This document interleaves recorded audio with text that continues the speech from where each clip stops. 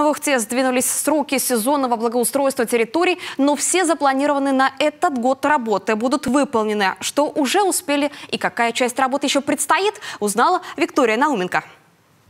Первым делом школьные маршруты. Такие указания получили от республиканских властей в Ухтинской мэрии накануне дорожной кампании. Ремонт этих дорог необходимо было закончить и принять до начала учебного года. Задача выполнена, но именно поэтому сдвинулись сроки ремонта других территорий города, в том числе дворовых. У нас контракты были заключены, их надо было закончить до 15-20 августа, пока не начался учебный год.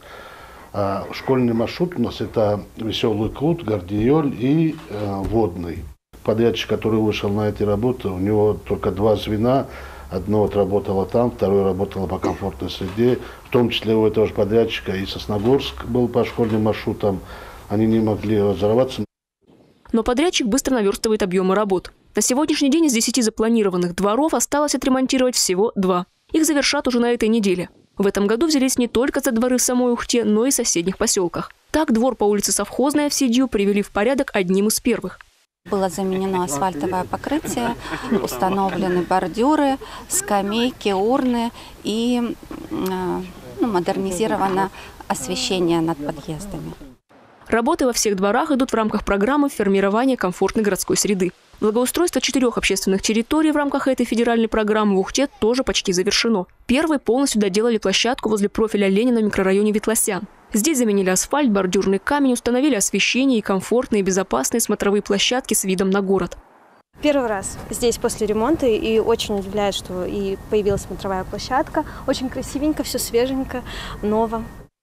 Последние штрихи остались на территории возле клуба в поселке Сидью и на тротуарах в поселке Ярига. Затянулись работы только на одной общественной территории в поселке Шудаяк – площадке по улице Тимирязева. Здесь понадобилось больше материалов, чем было предусмотрено сметой. Но эту проблему ухтинская администрация оперативно решает своими силами.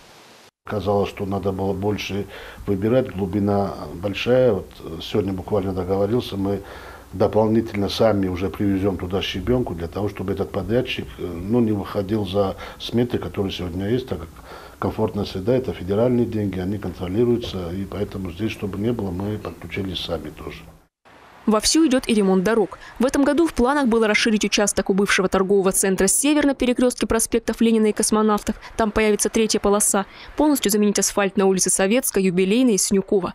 На Советской Юбилейной работы завершены. На Синюкова в процессе. Сейчас уложен только выравнивающий слой. Однако законченные дороги пока не приняли приемку. Ее проведут совместно с дорожным контролем Республики Коми. Если ухтинцы сейчас замечают дефекты на новых дорогах, то, как заявляет лично мэр Ухты, все они будут оперативно исправлены в ходе приемки.